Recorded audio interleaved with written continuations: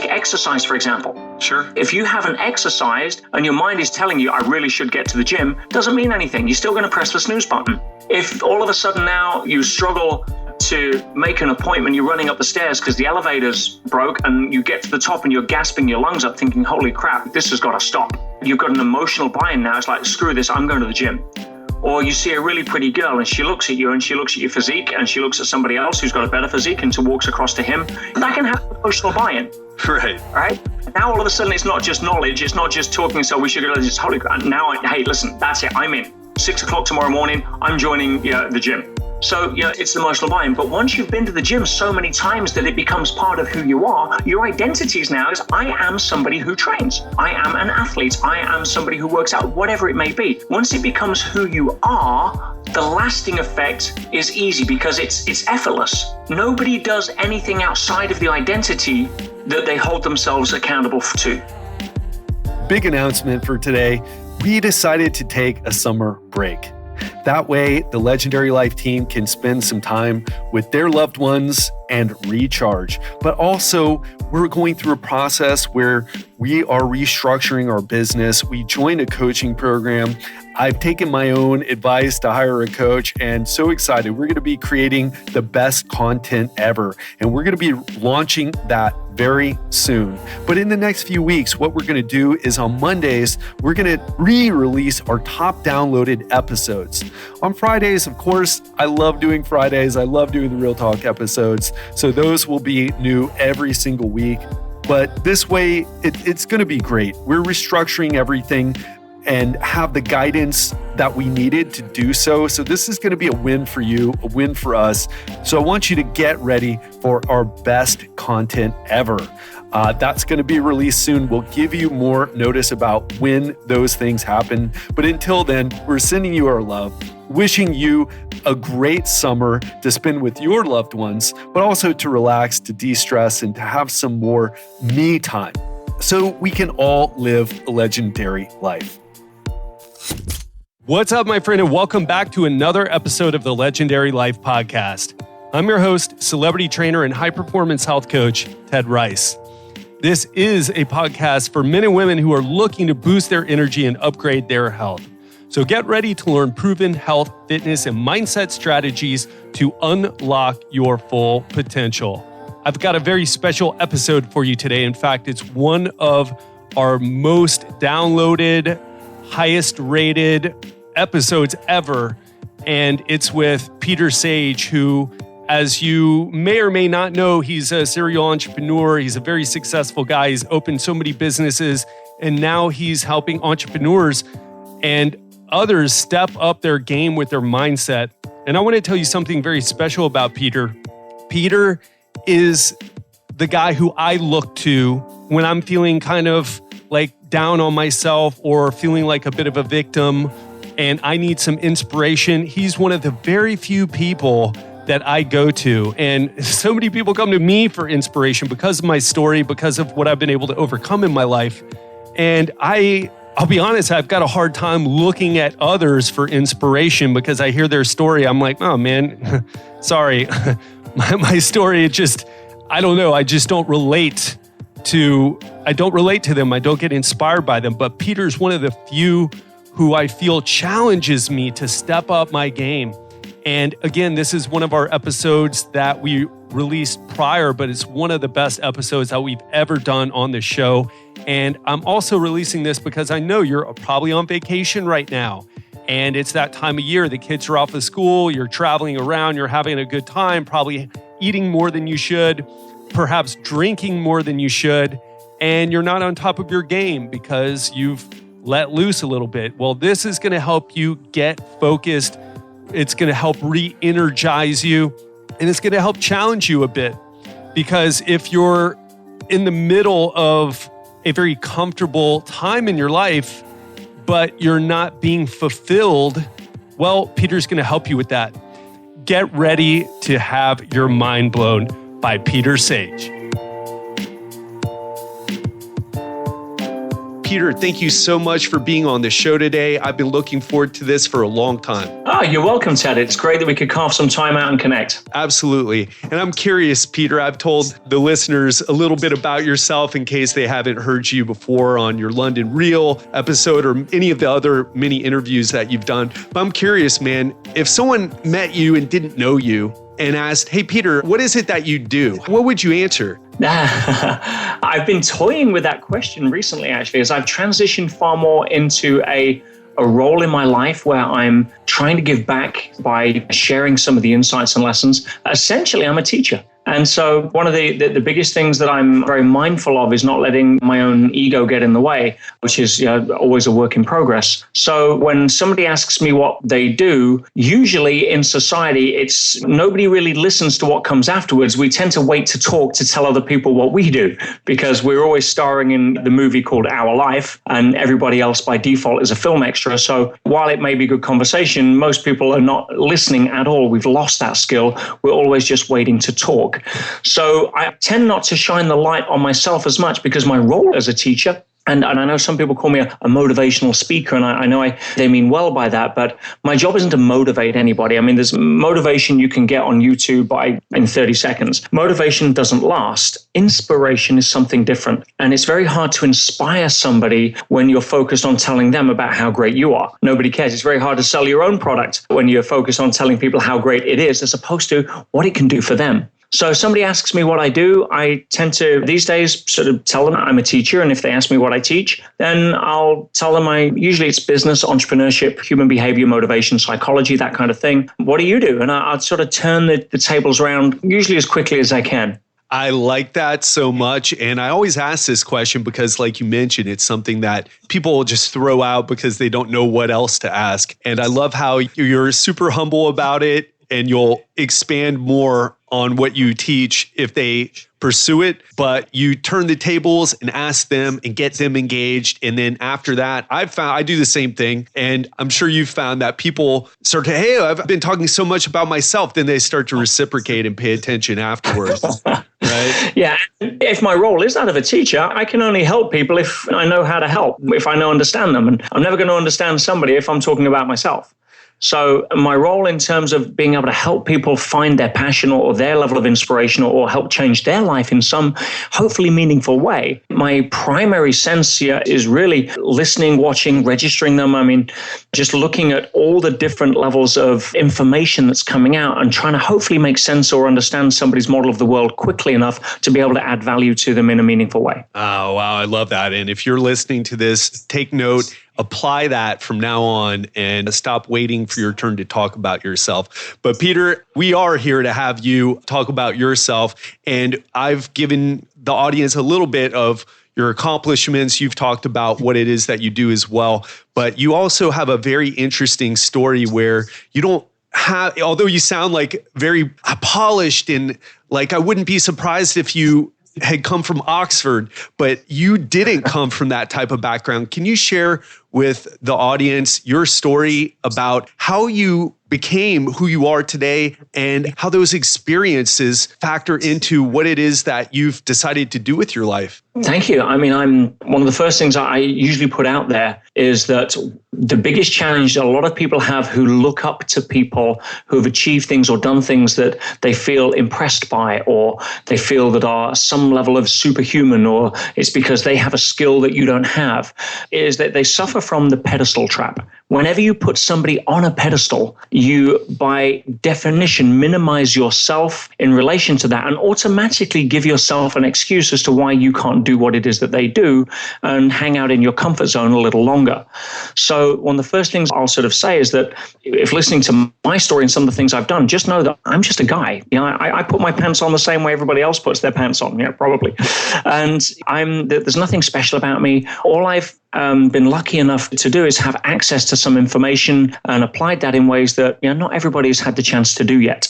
But in sharing some of my story and some of the things I've done, I want the listeners here to really understand that this isn't the story of Pete. This is the story of anybody. And so tapping into that level of personal passion, inspiration, and conquering fears, which I'm sure we'll get into on some of the practical strategies on how to do that, is all it takes. It's not about going to Oxford. I mean, luckily, I joke and say that I never suffered the disadvantage of college. But, Love it. And the reason for that is that, education will teach you two things, how to pass tests and work for somebody else. It has its genesis in a industrial revolution model that is designed to teach compliance. And then when schools started getting competitive for funding and competing for significance and on tables and assessments, it was really only grounded in left brain teaching. Because the left brain, the analytical brain, can be measured. If you take a math test and you score a certain percentage, I can measure that based on the answers you get right or wrong. Sure. And that's the left brain. And that has a use in society, but it's only half the story.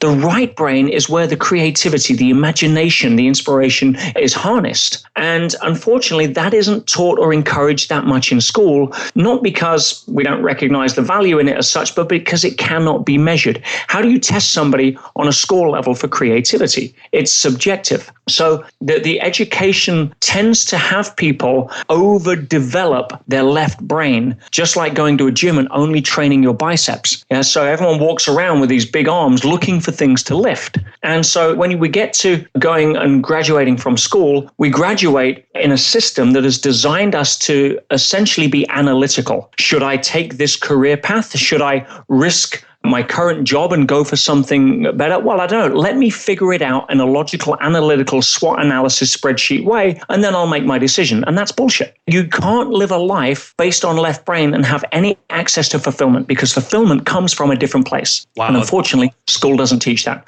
So I got out of school at 16, call it luck, call it, the ability to spot something early, and I wasn't academic. I'm not a smart guy when it comes to things like Harvard. I couldn't spell MBA.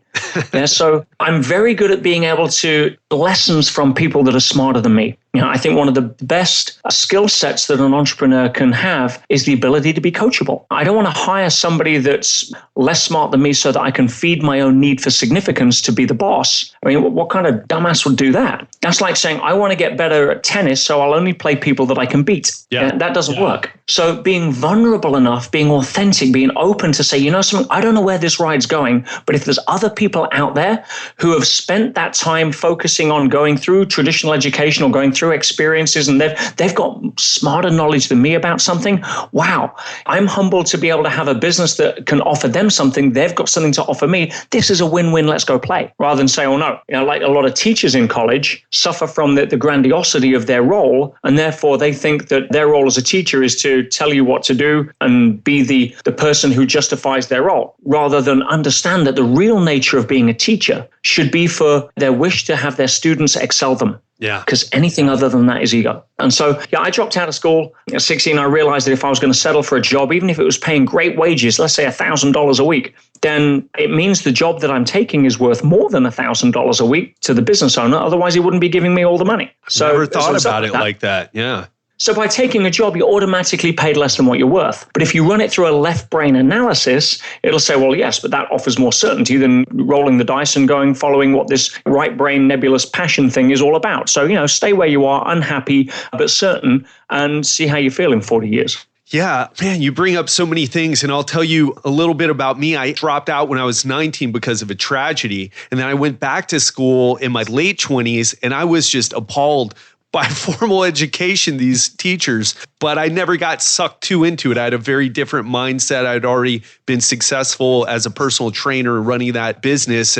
But there are a lot of people who are listening right now and who have been to all types of formal educational establishments, including Harvard and all types of degrees, all types of formal education, attorneys. But I talked to some of them and they are a little bit stuck. And it sounds like what you said about the left brain, using your left brain to find fulfillment and happiness. That's not where it is. It's on this creative side and something that can't be measured. Can you talk a little bit about maybe why people get stuck in that zone where they're like, okay, well, I'm paying the bills, I'm accomplished, look at my resume, but I'm not happy. So can you talk a little bit more about that? And then let's get some people to make some shifts today to start changing not only what they think, but more importantly, what they do after listening to this episode with you.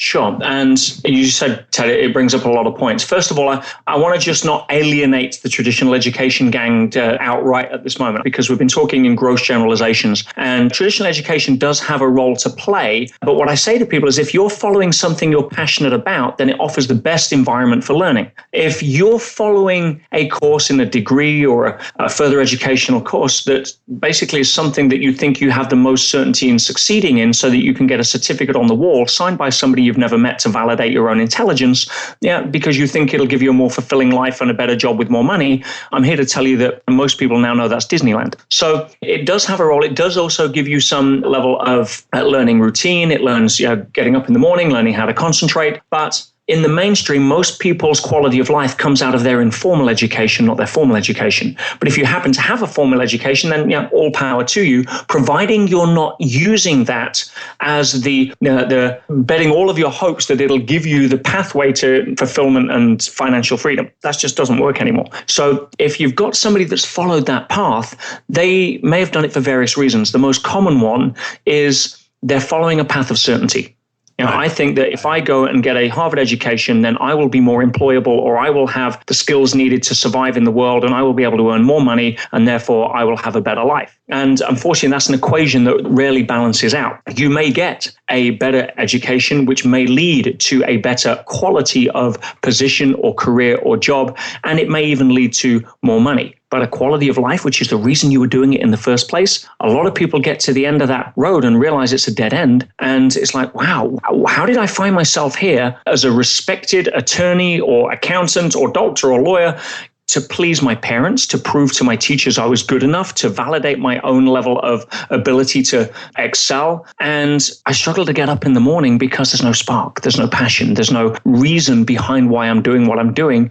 I got to the top of Success Mountain and thought that, wow, I've made it, only to want to jump off, Ted, because it wasn't what I thought it was. And so many of us have been sold a dummy on that level. And what I would say to the people listening is if you find yourself in a place where, and it may not be that desperate, you may just be getting up and going to work or into your job or your business because it was what you did yesterday. And you're in so much of a routine, you've never really stopped to ask yourself the quality questions that could make even what you're doing now more fulfilling. It doesn't mean to say, go and scrap everything, go tell your boss to scrap his job and give it to somebody else. But it could be something that getting back in touch with the reasons why you want to do it and reassessing that. Yeah. I go to a dentist, and dentists have the highest suicide rate of virtually all professions because they're so despised in society unconsciously. People don't like dentists. Yeah. And when you confuse your identity with your sense of vocation, you have a problem. Yeah, you're not a dentist. You're a human being that happens to be involved in dentistry. And once you can unhook from that, you realize that you're actually a decent guide to other people. And you're no longer in the business of being a dentist. You're in the business of being able to give people beautiful smiles. Reframe, what is it that you're really doing?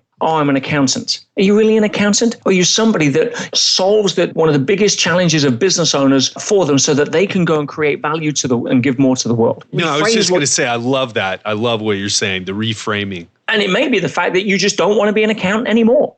You got in for the wrong reasons. You're sick and tired of being sick and tired of getting up and dealing with numbers when your real passion is to deal with people and you want to become a public speaker. But you've got so much fear. What do? I never went to school to study public speaking, so therefore I'm not qualified. That's the mistake. And I'm here to say that I've seen so many people shift in a heartbeat. You don't need education. You need certainty. And how do you get certainty? You align your heart and your mind on what it is that you want. Because I don't care. I would back somebody that has half the skills and double the certainty than anyone that has double the skills and half the certainty. Because somebody with certainty will make it happen. You can learn skills. And today we live in a world where Siri can teach you just about anything you want to know. Yeah. That's irrelevant. It's no longer about information. Get off the fact that information will save you. Information will take you down the tube. Inspiration, transformation, that's what people need and deserve. And that isn't going to come from doing the same thing you did yesterday just because it was the reason you got out of bed the day before. Yeah. So ask yourself better questions and be honest about the answers. Nobody cares enough about you to bother to give an opinion to judge you because they're too busy being worried about what they think you're thinking of them. Get over it. Wow, Peter, you're saying so much, man. You're so fired up. I love it. I just want to touch on something that I've heard you talk about in the past and something you just mentioned now. You said something about certainty. And most people are looking for certainty outside of themselves. But what I heard you say is The certainty has to do on ourselves and our belief in ourselves. And that's what in part will drive us into changing our behaviors to put ourselves on the path that we really belong on in our lives. I want you to talk a little bit about how we make that change. And you talked about the 3 different levels of understanding, the intellectual, emotional, and you already mentioned identity. Can you talk a little bit about those and how they relate to what we do in the world and what we're maybe wanting to do in the world, but we're not doing? Sure. And we mentioned earlier about information is everywhere. And I'll tell everybody listening straight up if they haven't figured it out already. Information means nothing.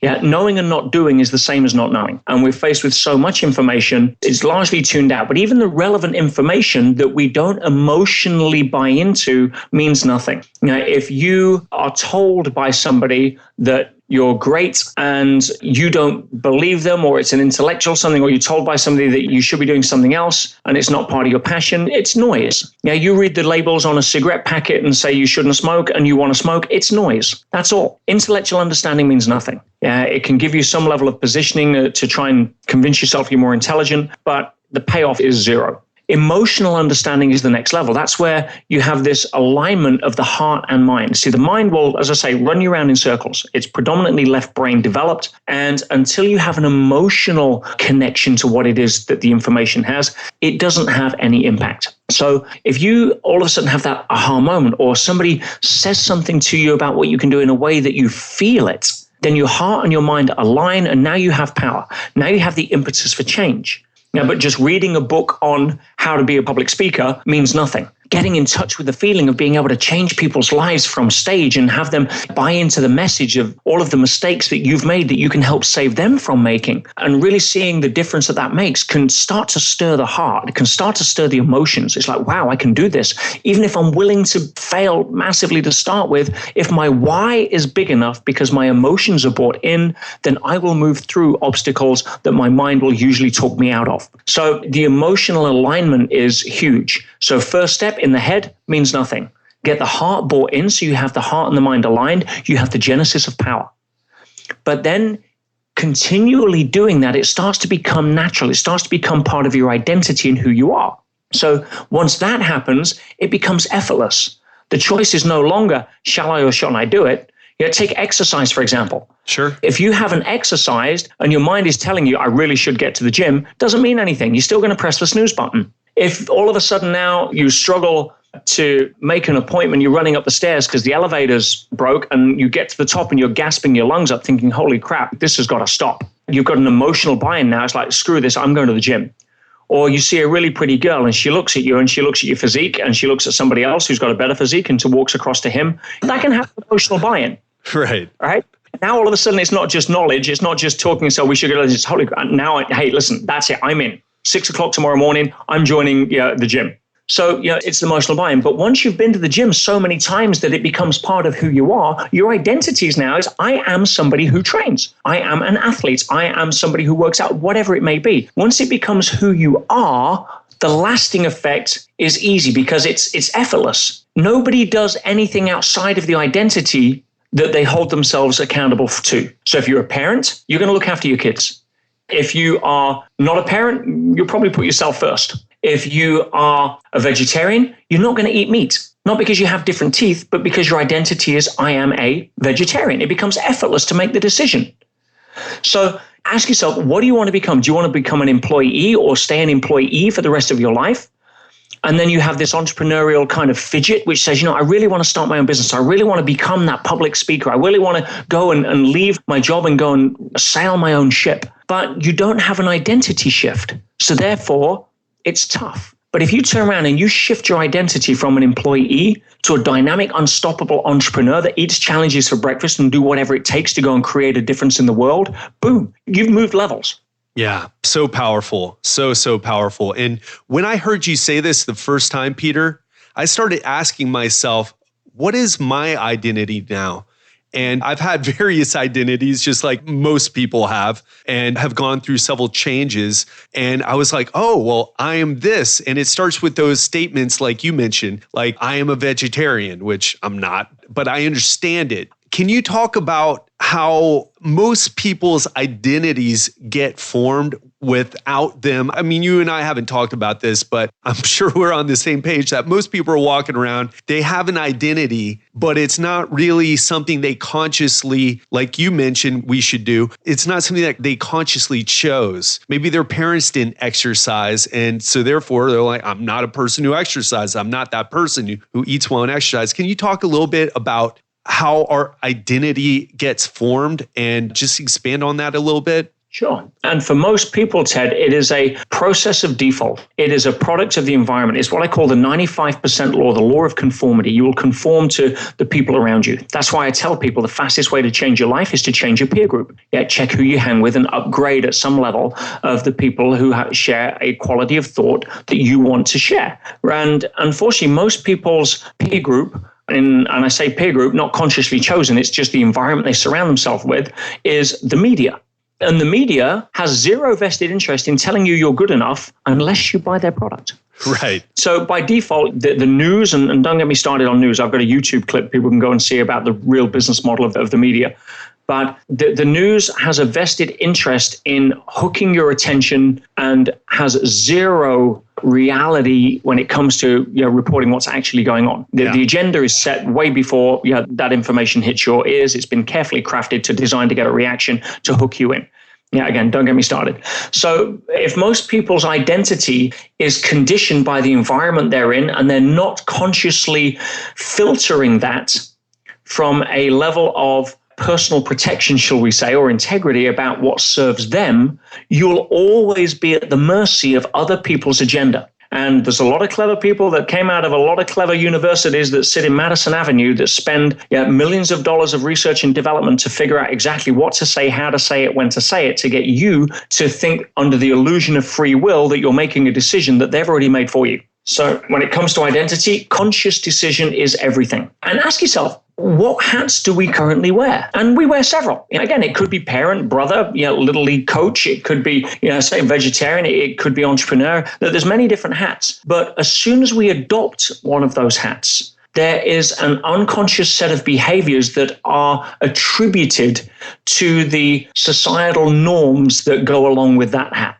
So as an entrepreneur, for me, I'm unemployable. And that's great. I'm happy with that. But that's an identity that I choose. And for somebody who's unemployable, 100%. I don't. If I'm eating dog food at the side of the street, I will come up with a deal at some point rather than go and work for somebody else. It's just not in my vocabulary. I don't need that level of certainty. I need congruency with who I see myself as. And the paradox of history is that those that risk the least around that usually end up with the least. But our brain doesn't tell us that when there's a mortgage to pay. Those that tend to swing the bat hard tend to come out on top. I've probably failed, Ted, more times than I've won, but I keep my average number of tries high, and as a result, my lifestyle is somewhat comfortable. That doesn't mean to say I don't have problems. It doesn't mean to say I don't have challenges. Of course not. I have probably bigger problems and challenges than most of society. But how I deal with that is part of the game. You can't learn to swim on dry land. You've got to get in the game, and as a result of that, you can live a life of quiet desperation, or you can say, screw this. What's the worst thing that can happen? I mean, seriously, guys, what is the worst thing that can happen? You live in a society where it is, for the first time in human history, impossible to starve to death. Yeah, such a powerful point. Yeah, it's so much opportunity. What's the worst thing can happen? Right. You're not starving in America for sure. They're going to force feed you if you try it, So from that perspective, what happens? You lose your job, you lose your career, you live in a smaller house for a while until you get yourself back on the feet. Guys, give it a break. You've got some better stories for the grandkids. We over-dramatize so much. And so, no, I don't want to let go of this. Well, you're never going to get higher up the ladder if you're not willing to let go of the rung that you're on. And if you want to settle for that, then great. But here's what I know. If you get to the end of this game, and we can have a million conversations about what that means for various people or what's next, I'm not here to discuss or debate that. I'm happy with what everyone wants to believe. But I do know that you're not going to take anything with you. Yeah. And the only people that tried that were the Egyptians, and we dug it up and stole it. I love it, man. Right? So you're talking about here, and you're an inspiration for this, Ted. This is not the mundane life podcast. This is the legendary life podcast. That's right. Now, and what does legendary mean? It means leaving behind a mark, making a difference. And nobody made a difference by playing small and settling for spending 40 years on a path that they only got to the end of and realized too late that it shouldn't be the path that they were at. Yeah. So much wisdom there. And I love what you said about Egyptians. They did try that. It didn't work. Yeah, we did dig it up and steal it. Peter, one thing that came up for me while you were talking is one thing that is coming up for me a little bit is that we're talking a lot about entrepreneurial pursuits and following what we really want. And just like at the beginning of the podcast, when you said you didn't want to alienate the people who are formally educated, which, there is some value there, absolutely. But I would love to hear how a person who works in a job and maybe they're not interested in becoming an entrepreneur, but how they could use this same philosophy that you're talking about, these same tactics and beliefs and mindsets that you're talking about, and use that in what they're doing right now, working for someone else or someone else's company. Or does that not exist? Are the people who do work for someone else, are they just sort of never going to achieve greatness? No, of course not. That's heresy to even think like that. You've got a situation where every position at every level is valuable. And not everybody wants to be an entrepreneur. There's many different flowers in the garden. Tell me which one of them's faulty. Right. Yeah, everybody's beautiful at their own level. And if some people are born to be entrepreneurs and some people aren't, and that's fine. It's not for everybody. What I was alluding to is the people that want to be an entrepreneur but are held back by the illusion that society sold them on. They say, no, you've got to stay certain and sell out for a life of unfulfillment. Now, if you're fulfilled in your job, fantastic. Yeah, you don't need to embrace that level of uncertainty as an entrepreneur, but the actual core mechanics are the same. By embracing your passion, are you doing what you love, or are you doing it as a means to an end? But the key there, Ted, is that if you are focused on being able to contribute more of who you are through the vehicle of your career, job, whatever, then you will light up, because we're born to be able to grow and contribute. If you're being challenged, then fantastic. If you have the ability to help other people, which is what commerce is, no commerce is going to be exchanged unless some value is added to somebody at some level, and you can play a role in that, fantastic. And don't discount. If you're a small cog in a big watch, you take the small cog out and the watch stops. So even if you're the guy in the mailroom, those are important letters. You provide a vital function at that point. If you can get in touch with the energy of that, you're far more likely to serve at a higher level and as a result move higher up the ladder at a faster rate. So if you're in a career right now, be in a career that juices you, or work for a boss who recognizes that the number one level of job security in the world today is to do more than you're paid for. You see, a lot of people say, well, job security is a thing of the past, and it is a thing of the past. Job security only exists through the ability of your CEO or chairman to run his or her company. That's it. You could be the best widget maker in the world, but if the person who owns the widget making company is bad at making decisions or gets undercut by China, it doesn't matter. You're gone. So learning to live with that level of uncertainty and just discounting it is fine. Just concentrate on the fact that the best that you can do is to add more value. Focus on being able to give more of who you are. If I've got 100 people in my business and I need to downsize to 90, the 10 that are going are the 10 that stop work at 4:59, clear the desk and are out of there before the clock ticks. Those that are staying there till 5:20 because they just want to finish that project and they're more interested and associated to the value that we're adding as a business and buying into the ethos and philosophy, they're on my list as keepers. So if you don't like what you're doing, if it doesn't compel you to stay to 5:20 to do it because you love what you do, find a different vehicle. If you find yourself consistently adding value over and above what you're paid for, but your boss takes you for granted and doesn't really care, trust me, there's a lot of bosses out there that will snap you up in a heartbeat. So don't settle for, again, the quiet life of desperation, and don't make the mistake of thinking that you're in the job just because the money's there. We all know and probably have had experience of being able to change jobs for lower pay, but had more happiness. Because ultimately we're trying to get more money so that we're going to be more certain to live a happier life. And so if we get the happiness without the money up front, then people usually take that over time. Yeah. Ask yourself better questions. Be honest with yourself. Is this what I love to do? And if not, what is it? Go follow your passion. Go swing the bat. And I guarantee you that if you sit in front of somebody in a business, even if you don't have the experience, even if you're up against people with more experience, people buy people before they buy their products, ideas, concepts, or resumes. Case closed. Wow. People buy people. And that is so powerful and something that so many people overlook when they're trying to put everything on their resume or what the words that they say, rather than how they show up in the world. full of energy and just ready to take action and ready to tackle whatever comes their way or whatever task their business or corporation needs. And Peter, I am loving this conversation now. And I'll tell you, man, the reason why I blanked a little bit back is because, man, you are on fire. And I do this all the time. And I train very high performance people who they're all CEOs, they all run multi-million-dollar companies, but I am challenged by your energy, man, and I love it. It's forcing me to step up to a higher level, to really pay attention, to stay engaged, and to resonate on your level. So thank you for that. I really enjoy those types of situations where someone makes me step up. And what I was going to mention before is what you said about the news, and no need to go down it because I've talked about it a lot. I'm pretty extreme. I don't watch TV. Well, I do watch certain shows, but I don't have cable. I don't watch the news. I stay away from it. I tell people if they ever question me,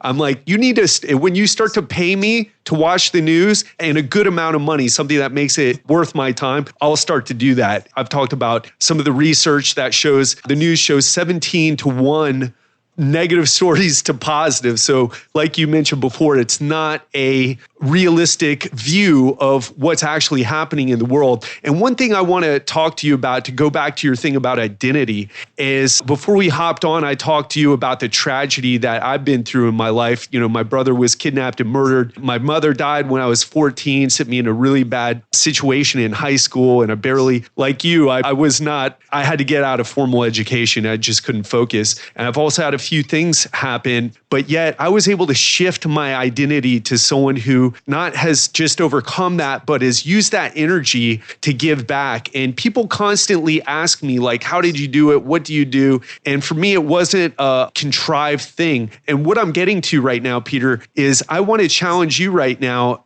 back to this identity thing and to say, what if someone has something very tragic, and however they define it, maybe it's not exactly what I went through. Maybe it's a tragic divorce. Maybe it's a tragic health situation. How do you help people find the power in that tragedy to push forward and to make meaning of it, to shift their identity to one that has overcome and now it's empowered them in some way? Well, for a start there, Ted, thank you for, again, challenging me. And I love the fact that we're a mirror for each other to hold ourselves to a standard. And you really are a model for that. And it's coming back to one of the number one fundamental truths that so many people in today's egocentric world miss. And that is, especially when you're starring, as everybody does, as the star in the movie called Their Life, feel that as the star in the movie, everybody's looking at me as the star in my movie, but they're not. Yeah, nobody cares about your movie. Everybody's starring in their own movie called Their Life. And so you're simply an extra in everybody else's movie under the assumption that you think they're looking at you as the star. Well, they're not. So a lot of people that then need certainty or significance or connection do it through stories and their story about how bad things have happened. There's a saying that misery likes company, and I don't believe that. I believe misery likes miserable company. And if you've got a situation where somebody's gone through something that is tragic, and trust me, you have an extreme story, and so you've got a fantastic example there. I mean, there's a lot of stories that don't come close to wanting to swap with yours if they had the choice. But everybody has a reason why they want to play victim. And if you had my parents, and if you had my teachers, and if you had my ex-wife, and if you had my boss, and all of this noise, all of this stuff, all of this story that tells people, here's my excuse for playing small in life, and I feel completely justified for telling this story because look how bad it is. And I'm a great believer in not belittling anything. You can't ignore it. These are significant emotional events for people. But the truth is that 99% of stress can be eliminated when you stop focusing on your damn self. If you start to say, well, listen, I can't do anything about the past. There is nothing that I can do about what has happened, and moping about it, looking about it, wishing it was different is just a waste of atomic energy. So if you turn around and say, listen, I can be poor me for the rest of my life and get my connection from other people that validate me as poor me,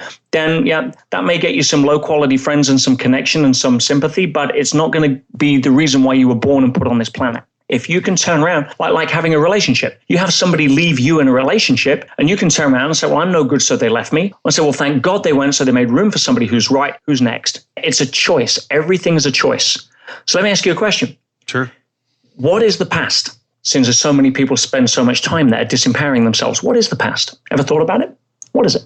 You're asking me. Yeah. Yeah, the past is just memories in our head, not necessarily good or bad, but just written down events kind of objectively. This is how I would see it. You're doing great. And the way like my emotions color my beliefs, my emotions, my mindset, my identity, like we talked about, color how I look back on those events. So even though those things have happened, the way I feel about them and the way they affect my life has changed a lot over time. But the past is just these events that have happened, just kind of like, here's a picture of this event. Here's a picture of that event. So that's what I would say. Absolutely. Yeah. So many people think the past is real. And the past is simply a label that the mind has come up with to essentially mask over what is truth, which is the past is nothing more than a real-time memory of a previous event or your perception of a previous event with the brain filling in most of the blanks as to what it means.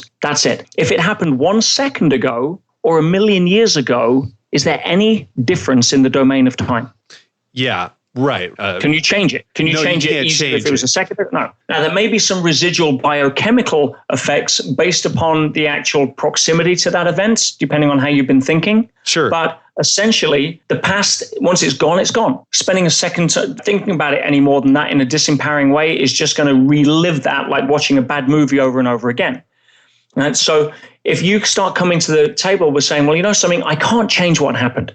But if I believe that there's a higher level of intelligence, which is the same intelligence that means I don't have to figure out where to pump my blood in my capillaries. Yeah, there's got to be something there. I'm not going to get into the labels that people go to war over, but there's an intelligence that guides us beyond our conscious mind. Yeah, we can't argue with that unless you're an ostrich. So if you have a situation whereby you say, well, if there is a higher level of intelligence and from everything I see in nature, it's here to serve us, not hinder us, then whatever's happened to me, I can't change. But if I stop focusing on myself and I start using, how can I help somebody else who's gone through this as an example of somebody that can reframe it into a more empowering meaning? How can I demonstrate to other people? How can I serve? How can I grow and contribute through this? And, I say that the strongest trees grow in the strongest winds, not in the best soil. So if you've encountered a hurricane and you want to mope about it to all the other trees, that's one thing. But if you recognize that you're stronger as a result of that, that your roots are deeper as a result of that, that you can add value and shade to more people next time the storm comes along, you have a different way of starting to tap into a power that will take you forward rather than keep you pegged back. Does that make sense? Absolutely. And I think some people like myself, and there's people who've been through way worse things than I have. I don't put any claim to fame or on the level of tragedy. I don't look at it that way. But I feel like there's these really trying tragedies that happen in life. And they, like you said, they're hurricanes and they've forced us, people like myself, to grow deeper roots and, become stronger. And I feel sometimes people don't get that early enough. And it takes, an example would be someone who goes to the doctor and says, hey, listen, if you don't lose some weight, if you don't start exercising, if you don't start sleeping better, you're going to die from a heart attack. And we're not talking about in 10 years, we're talking about 10 months. You really need to change. Or, somebody maybe going through something else that has to wake them up. I mean, now I want to ask you about health and fitness and how it factors into your life. But the last question is, how do you help people who haven't had this extreme situation to push past it? I mean, is there a way to get those guys listening right now who are like, oh, life is terrible, but they've never really had anything that made them reevaluate their life? What do you do to help guys in particular get past that? Great question. And the first thing I'd say there is, check who you're hanging with, because you'll surround yourself with people who support your story. Game over. So if you're in a situation where, unfortunately, a lot of people are, and again, it comes back to this sort of quiet desperation, this veneer of trying to keep up with the Joneses, when in reality, all the Joneses are begging, secretly that you're going to give up the game so that they can give up the game. But if you have a situation whereby you're in what I would term apathy, you have I don't care, I'm not bothered, I've lost interest, I've lost passion, I've lost the will to care about it, leave me alone. I'm going to my own little deal and no one's talking me out of it. Again, people are focused way much on themselves at that point. Apathy is a really tough place to get people out from. And one of the only ways one of the biggest ways that I found is to look for and increase your why. If you've got no reason to do anything, you're not going to do it. Well, what is your why? And if your why is focused on yourself or avoiding pain or trying to hide out, then get a better why. The most powerful one, and it comes back again, is to stop focusing on yourself. People will do more for others than they do for themselves. You see that in the New York Marathon. You've got more first-time runners in the marathon running for a charity or a relative who died or a hospice that looks after them or what have you, right, that got them out of bed when it was raining and snowing and to run 16 miles in training. Whereas if they were doing it for themselves to try and prove something, they'd have probably stayed in bed. So pick a cause, something, is it your kids? Yeah, look at your kids. What kind of life example do you want to be as a parent for these people? And don't hide out by saying, well, no, I'm going to work all week so that I can provide a better education for them. Really, how about providing a better father for them? What is it that really drives you? Are you really trying to prove to your parents that you're good enough? Or do you want to be an example of somebody who says, I'm independent of the good opinion of others, I'm walking my truth? Win, lose, or draw, I'm walking my truth, because that's a better example than caring about or worrying about other people that you think are keeping score when they're not. So if you've got a health situation, you're apathetic, if you don't do it for yourself, find a better reason, or surround yourself with a group of people that are moving in the direction that you want. They'll make it easier for you. They'll hold you to a standard. They won't allow you to hide out. And get a better why. And if your why is about you, it's usually smaller. Make it about something big. It's the fastest way I've found here, Ted, to get people to start moving without trying to hit them over the head with a bat. I love it. And the why. So fascinating, because I work with people on their bodies and in my personal training business. And when they don't have a strong why, it really sets them back. Those are the people who can't be consistent with their exercise and they're not eating in a way that keeps them healthy. It's because they don't have a strong enough why. And that's such a great answer. And, speaking of health and fitness, we talked a little bit about you being a competitive bodybuilder and also, I believe, an ultra marathoner. Can you talk about health and fitness, how it plays a role in your life right now as an extreme entrepreneur? And then I'd love to get on and talk a little bit about what you're doing with the Millionaire Business School, and we'll wrap things up. Sure, no. Health and fitness, where do you start? We are the encapsulation as human beings of both the physical and the metaphysical.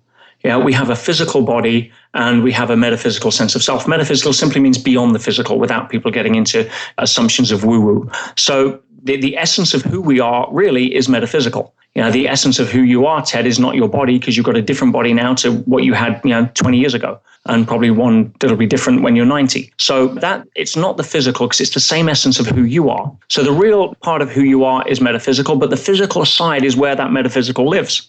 So you have to take care of that. You have physical energy, biochemical energy, which is important to manage. If your energy flows are in play, you need a healthy sense of physicality to deal with that, especially with today's amount of stresses and pollutants and electromagnetic frequencies that have never existed before in human history. So if you're dealing with day to day, there's no excuse. And I'll say it out front, I don't know which other way to say it. If you don't make time for health and fitness, you have to make time for illness. Right. That's it. There's no middle ground there. And if you struggle with weight, it's usually because you've been brainwashed by the media as to what you think you should eat, and it's screwing up most of your hormones, and you're eating too many low-fat, carb-rich crap that has been a social experiment, a disaster that's caused most of the world to be diabetic. But go research people who you want to model that have done what you want to do or at the place that you want to be. And if you want to have energy, it's available. We weren't designed to be stressed and sluggish. We weren't designed to need coffee 24/7. We weren't designed to sleep for 9 hours a day and still up, or 8 hours a day and still be tired. Get back to what it is that you've got, which is a body that you don't pay for, that is rent-free, that is perfectly designed by evolution to be an energized burning machine, as long as you take the right steps to do it. I'm a big fan of Dave Asprey and the Bulletproof guys. I was with Dave the other day, we had lunch, and he spent years and hundreds of thousands of dollars finding out the answers behind all the crap to shortcut people, and sums it up in the book. Go read the book. There's dozens of examples like that. There's no excuse anymore for sitting there and saying, oh, I'm tired, I just can't get out of bed. And my body rejects more than 6 hours sleep a night. I can't physically sleep more than 6 hours because my body's too energized to get out and do something. Now, part of that is the physical, because I'm in good shape, because I spend at least 15 to 20 minutes a day, and that's all you need. 3-4 times a week, working on my body. If you challenge your body, it will come back and give you a better version of itself. We're used to that. If you challenge your mind, it'll come back and give you a better version of itself. It's just the law of how it works. So my body's in shape, my mind is in shape. The thoughts you think have a direct influence on the biochemistry of your body. If you're coming back from a party, Ted, and I know you wouldn't do this, but maybe some of the listeners may know somebody who has. Although I have in the past. Let's just play imagination for a second. Yes, says he, grinning. Let's say you're coming back from a party, you've had a couple of drinks, you think you're okay, but there's a gray area there, and you see a blue light in your rearview mirror. What happens to you physically at that point? Well, it's a blue and red light here in the States, and you get really nervous. And your heart rate goes up or down? Way up. Stress levels, blood pressure, breathing patterns. You've got a whole biophysical and chemical shift instantaneously. Now, here's the question that counts. What caused that? That was psychological, by seeing what was the imminent threat, which was the police behind you. Exactly. Now, here's what most people would say that live at the cause and effect mentality of the Newtonian paradigm, which doesn't really give empowerment in today's world. And that is the thing, oh no, the blue light caused me to panic. Well, no. The reason I know that can't be true is because there's no studies that show that blue light goes into your skull, penetrates the blood-brain barrier, and starts messing around with your brain to produce different hormones, chemicals, and neuropeptides. It was your thinking in relation to that blue. Now, if that blue light happens to go past you and chase somebody else, you have a different physical reaction. If it happens to be an ambulance and you pull up at the place to pick somebody up you care about, you have a different physical reaction. It's not the blue light. It is always our thinking in relation to that creates a massive shift in our physicality.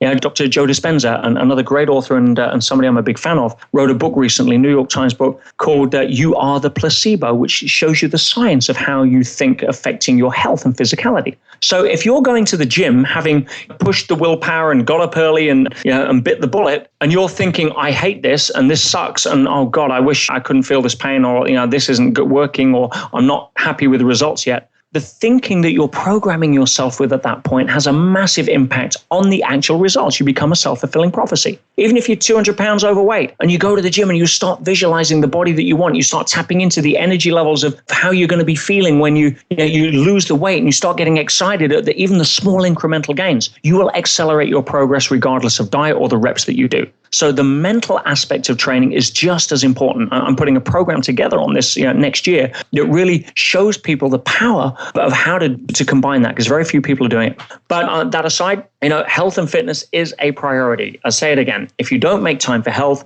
you'll have to make time for illness. Yeah, so well said, and so very, very true, because I end up working with these guys who have put off their health for financial gain to work on their business. And most of them don't, by the way. Most of them do pay attention to their health. They stay healthy. They hire me and work with me for years. Many of my clients have been with me for years, but I also get the ones who have foregone the exercise, foregone the focus on eating well and sleep hygiene. And they show up and it's not a good situation. Even though they've got millions of dollars to spend, they have this body where they can't even enjoy their lives. I'm curious though, Peter, is there any special thing that you do? You mentioned Dave Asprey, who's been on the show, and you biohacking. Is there anything special that you do, maybe supplement wise or biohacking wise, that keeps you at your best? Don't complicate it. There's a lot of great stuff that's out there now. Again, I'm a big fan of the Bulletproof product range. But at the end of the day, what is the primary component that we're composed of? Water, sure. Water, right? Hydrate. Yeah, I hydrate intensely, and dehydration is probably one of the biggest challenges for most people. I make my own fresh hemp milk. I'm a big fan of hemp as a natural protein. So I make hemp milk in the morning. In fact, I'm drinking some now. And hydration is probably one of the biggest things that most people listening to this that want to take charge of their health could do. Unless it's bulletproof, get off the nasty coffee, get off the sodas, stop drinking crap, stop eating crap. Yeah, and I do a whole talk, one of my straight talks on health. It is a passion, but the 3 easiest chunks that you can chunk it down to avoid all the commercial bias and misinformation and bullshit is as follows. Yeah. 1, stop putting in the wrong stuff, whether it's sodas, smoking, junk food, whatever, processed crap, doesn't matter. Stop putting in the wrong stuff. Number 2, start putting in the right stuff. Some natural, healthy, organic. I'm a big juice guy. I love juicing. Most of my diet, certainly before lunch, is all juice. And number 3, get the stuff that shouldn't be in there out. Get a decent detox that serves you at the level that works for your body. And those 3 things are all you really need when it comes down to it. That's the simplest way I can do it. But the fastest way for most people to get healthy that aren't, hydrate. It's as simple as that. You could talk all the fancy hacks and oils and what have you, but hydration is probably the fastest thing. And you could talk on this for about 3 hours, as I'm sure you could, Ted. But just a quick, simple thing for people: start drinking more and better quality water. Not municipal crap that's poisoned with fluoride and chlorine. But good quality. Get yourself a decent quality filter. Add some fulvic minerals to it when you're drinking, if you wish, to put some stuff back. But essentially, hydration is probably the fastest tip I could give people. I love it, and I love how you simplify it. We haven't talked about fitness, but I'm a big fan of simplicity. And some people really get off on the higher level stuff like Ben Greenfield and Dave Asprey. But if you're not doing the basics, you want to listen to Peter and apply what he just said. It was so concise, so succinct, and so true, man. Really love it. And Peter, I know we're coming up to our time, but I'd love for you to explain what you're doing with your Millionaire Business School. And by the way, if you love what Peter is saying, and I don't know how you couldn't, make sure you go to petersage.com and check out what he's up to, because he's up to some big stuff. But Peter, can you talk about the Millionaire Business School? You mentioned to me before we hopped on, it sounded fascinating. Well, it's a 3-day event that I designed from scratch. I'm very proud of it. It was designed for one reason only, and that is to take people who are either want to be entrepreneurs in that sort of gray zone we talked about earlier, or seasoned entrepreneurs or SME professionals, and really transform them through what I call enlightened entrepreneurship. I know I've been known quite a lot through the internet, through some of the crazy stuff I've done as an extreme entrepreneur, but I think most of the fulfillment comes from what I call enlightened entrepreneurship. This is no longer, as you say, running around trying to make loads of money so that I can finally have the life of my dreams, to realize it's too late because my wife's left me and I'm diabetic. It's about, how do I find fulfillment in what I do right now? And so in 3 days, it's the tightest schedule that I could plan it in, although in 3 days we cover 40 hours. This isn't your typical 9 to 5 seminar. I don't do that. You come to spend time with me, and it's a transformational process. You walk out a different person, physically and mentally, spiritually, emotionally, than you walked in. Otherwise, it means nothing. So the MBS, or the Millionaire Business School, I've done it around the world for the last couple of years, and it's a process of transformation where we spend a day entirely reinventing who you are, resculpting you from the inside out in ways that have permanent, lasting biochemical, neurochemical, identity-shifting effects. And once we've done that, we can talk business. I can teach you how to make $1 million in 12 months with my eyes shut. I've done it too many times, and my students do it all the time. And some people, that's not what they want. Some people it's $10 million. Some people it's less, depending on what it is that they want. I have no right to impose that, but I'll teach people how to start a business with no money. I'll teach people how to double their existing business without spending money, using strategies that are in alignment with the high level of adding value, greater good, truth, social initiatives. And really people walk out of that transformed. It's, again, you can tell I'm passionate about it. I'm not here to try and push it. If it resonates, then look at my website, have a look, and feel free to see if it's something for you. But I'm just so excited that in 3 days we can transform people from stressed out, overworked, under-resourced, underpaid entrepreneurs into people whose lives dramatically shift emotionally and spiritually, let alone financially, which is a given. Man, I'm sold. Where do I sign up? Well, go to sage.com, and I'm doing one in London in a few weeks, and you'd be more than welcome, Ted, as my guest. Should you wish to come, as a thank you for putting me on this medium, I'd be more than happy to do that. If at some point in the future you feel it's something that one of your lucky listeners would like to attend, I'm sure we can do a little deal on there as a thank you for putting this message out there. Because for me, at this time in my life as a teacher, it's all about adding value. Wow, Peter, thank you so much for that, man. I don't know what to say. That's really, really generous and really kind of you to offer that. And is there a particular way you want people listening right now to reach out to you if they're interested in participating? Go to petersage.com. You'll see a link to the Millionaire Business School on there. Go have a look. And if it resonates, then come play. I promise you, this will be unlike anything you've done before, and something that will be a life-changing experience for the better. Wow. All right. Well, there you have it. Go to petersage.com. Check out the Millionaire Business School. And even if you're not ready to make that type of leap, check out what Peter's up to. He's so inspirational. And man, Peter, I tell you, I've listened to interviews with you, but this is the first time we've spoken together. You just really challenged me in a way that helped me grow through this interview. So thank you so much for being on the show, sharing your time, your wisdom, your knowledge. I'm very grateful. And man, I need to see if I can make that happen in London. Thank you so much. Ted, it's an absolute pleasure. All I am is a mirror for people to see their own greatness. And I'll believe in people to that level more than they will until they will. And that's why, people like yourself and I are very blessed to have been guided to put that kind of message out. And you're an incredible example of that, my friend.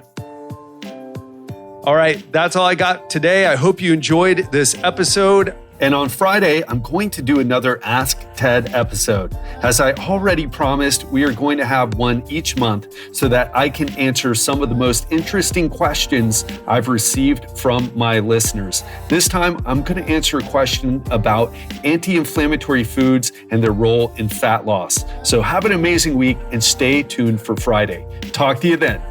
Thank you so much for checking out this episode of the Legendary Life Podcast. If you haven't done so already, please take a minute and leave us a quick rating and review of the show on Apple Podcast by clicking on the subscribe button on your left.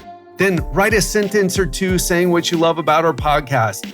Please be honest. Tell us what you think, what you'd like to hear, what we can change to make it better. It will support the show and help us to keep delivering life-changing information for you every week.